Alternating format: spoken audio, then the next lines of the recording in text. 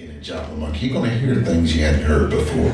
I like that. Next, we're going to bring up. Let me see. We're getting close to the end here now, and Kirsten Brady is our featured performer tonight. But right now, this is somebody who has featured here before, and it's one of my favorites because he's totally unique.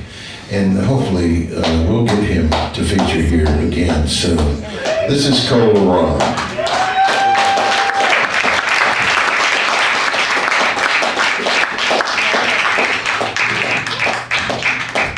How y'all doing? So me and Mr. John Good, we have an interesting relationship. Not like that. No, not like that. But we would always be talking, and we would always talk about poems that we could do. We'd just talk about it in just a sparing way. He would always go and write the poem, and I would never write my end of the poem. And I'm writing some novels, so I would never do it. But then he finally, we was talking about some Superman Lex Luthor type of poems. And one day I came out and he did the Superman poem. And I was like, damn, he actually did this shit. And so I said, you know what? He don't think I'm going to do it. I said, I'm going to write this motherfucking Lex Luthor poem. You know, because I know he don't think I'm going to do it. So I wrote this poem. He has a Clark Kent poem, Superman poem about Superman growing up and becoming a mediocre Clark Kent. That's called A Million Clark Kents. So I just wrote the other side, the parallel to it, called 1,000 Lex Luthors. 1,000 Alexanders, all right?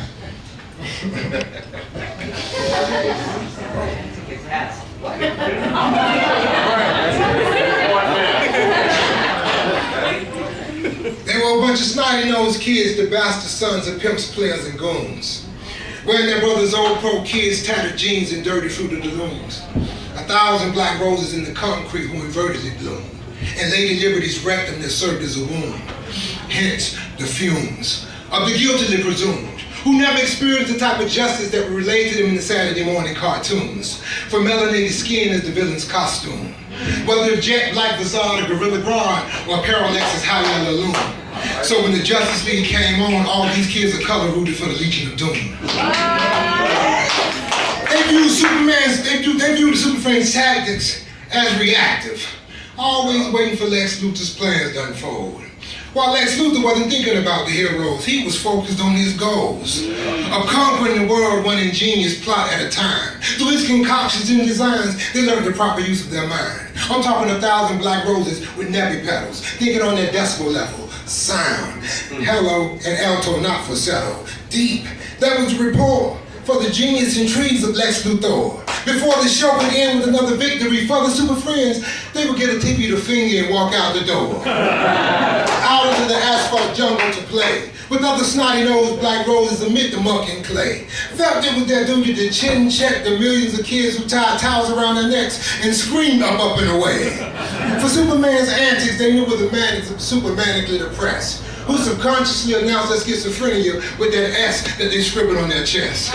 Villains, they didn't need a cape to take to the sky. The fashion of their mind states was fly. Birds of their feather, clever, they could weave from the ground. So they didn't have to daydream about leaping tall buildings in a single bound. Who needs to be more faster than a speeding bullet when you can convince the gunman to put the gun to his own head and pull it? Who needs to be more powerful than a locomotive when you can bribe the engineer that controls it? That was the thinking, the mental maneuvers, the modus operandi of the anti-super, who were destined to steal their sunlight from the future. Snotty-nosed black roses that were pruned, clipped, and shaped for tomorrow's bloom to be incarnated, melanated Lex Luthors. Now, 20 years later, many sit on the couch in the man caves of their home, drooped over, damn near prone, in the digital world of their smartphones. Or the million pixels per frame of their HD TV. Men who once had brilliant mental plick brains, now impaired by ADD. The span of their attention hangs in suspension. The nets of their intellects are shackled in a noose, as if it had been roped within itself and mind wiped its health by Wonder Woman's lasso truth. Washed and rinsed, relaxed and conditioned, their mental process has become a pearl, drawn to desirous flings with the World Wide Web when they once had a desire to fling their web over the whole wide world. That was before they locked themselves in virtual shackles at double click. Presently they subsist as consumer slaves on plantations of web pages and bits, who've grown in age to forget that brainiacs consumed electronic media so that they can manipulate this shit. To acquire more knowledge, they fix up their knowledge. Then they consume that fix up knowledge because they were addicted to knowledge. But now, their eggheads has been cracked and scrambled. Jokers whose wits are shriveling. Ras El Ghouls on Valiums. Riddlers on Ritalin. Riddle me this. What's tall, Latin, and blind and promotes mediocrity 1,000 times, yet is favored by royals for its angelic glamour? Oh, it's quite simple. 10 4 names for Lex, but the 100 more separated by an X. 1,000 Alexanders. The given name for all the Lexes who lack brains, epitomizing the mental level of withered black roses without petals, weak stems, brittle thorns, drooped over in a stupor, totally unaware that in this age of the computer, they were supposed to be Lex Luthors, intelligent players that take nations in real life, not on PlayStation, Nintendo or Xbox. Man, them Lexes, they box in the ring of life to win, but beyond the ring ropes and regulations because they're never boxed in. That was the thinking, the mental statements to follow before the constant couch potating in their basement grotto to watch Breaking Bad for the 1,000th time or play Grand Theft Auto, the latest installment of Assassin's Creed, or Sons of Anarchy with director deleted scenes, vicariously being redeemed through a villainous life on a plasma screen, while fighting to make sense of their bent for what those villains represent, oblivious to the fact that the bent is a pinch whenever the real decides to vent, subconsciously lament their frustrations and discontent for the disguise they have to assume to conceal their true hues intent. Oh, it's a daily event. After a wash, shave, and rinse, they don the corporate outfit of pretense. You know, polished loafers, a crisp white shirt and suspenders by the inch, a tie, pair of glasses, a fedora in the trench. Now appearing mild-mannered and intelligent, they leave the comfort of their resident to join the millions of men they used to chin-check for having towels around their neck at work as another Clark Kent, the mild-mannered protagonist of good intent. Doomed to wallow in the Joe Public script they follow, living yesterday today and last week tomorrow, existing exponentially ass backwards like a Benjamin Button's Bizarro. Oh, the sorrow, the woe for the life they have to sow. A brainwashed villain pretending to be a kind-hearted hero who's pretending to be an average Joe. Hello. They're reaching in the air when the real them is still there. Beyond the nice guy's uniform and the heroic underwear, hang the villain's costume that them black rose flowers love to don. The highly flexible conductor that gets its power from the sun. It's smooth to the touch. It don't crack and camouflages every blemish, cut, and gash. The choice attire of black mantle, black Adam, and black mask. The black host, black talon, black spider, and black heart. Charcoal, Stephen Dark, dark oath, and dark art. The dark gods, the dark elves, dark widow, and dark gleam. The shadow catcher, the shadow thief, king shadow, and the shadow king. Shades, nightshade, midnight sun, and midnight fire. Nightmare, nightstick, night thrasher, and black Mariah. The apparel of dark seeds, planted along the concrete jungles, rivers, and blocks that begets man-apes, bamboo monkeys, deaf tigers, and them African killer crocs, impalas, cheetahs, lion fangs, smiling tigers, bushmasters, puff adders, cottonmouths, and foxfires, condors, cardinals, king vultures, gamecocks, and locusts, diamondbacks, rock pythons, daddy long legs, and cockroaches. Tobias whales, salamanders, Komodo dragons, and barracudas. I'm talking the consummate anti-supers from the sewer that never fell into a stupor. The fully grown band who understand that they are the real world tattooed man. The antagonist of the American novel with the ass you tan. But alas, I bloviate. My prosaic take, you might as well be an old to awake. An allergy for the costumes under the blazers and the capes, because the downtrodden have forgotten. The pressure of being society's antagonists have caused thousands of souls to lose their way. Even with the news media and police constantly reminding them of the role that they're supposed to play. They're the arch fiend, the mischief maker, the foe, the villain archetype. They have to be. That's the only way that the evil deeds of whites can be perceived in a heroic light. But they've forgotten.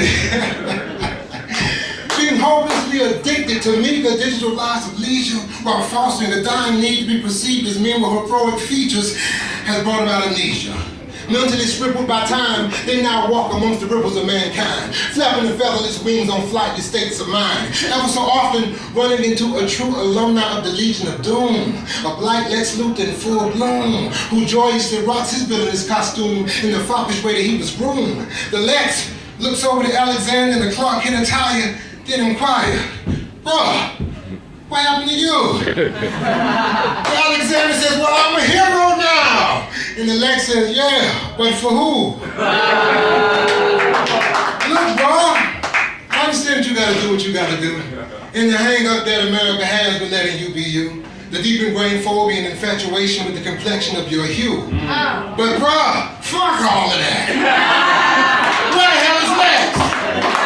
Look, bro, I know you can't invent a reverse age machine to bring back the youthful genes, or an anti-ignorant device for societal fears and stereotypes. But you can look deep into yourself for those early roots of your bloom and rediscover that confident, snotty-nosed, nappy-headed kid in the dirty fruit of the loom.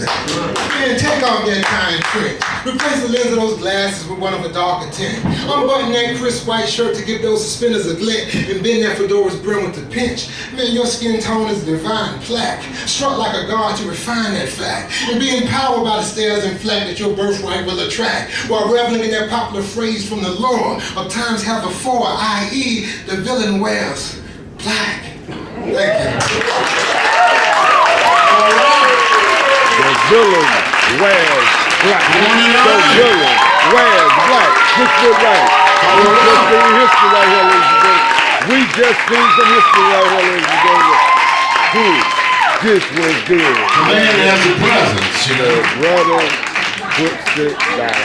Yes. Hey, think you got talent, man? This is your chance. A Showcase for Unsigned Talent is looking for aspiring artists of all kinds. This is your opportunity to show the people who matter that you've got what it takes. Visit ashowcaseforunsignedtalent.com and submit a short sample of the talent you believe the world should see. Agents, artists, studios, and industry insiders are looking for fresh, unsigned talent. This is your chance. This is your chance. Visit ashowcaseforunsignedtalent.com now.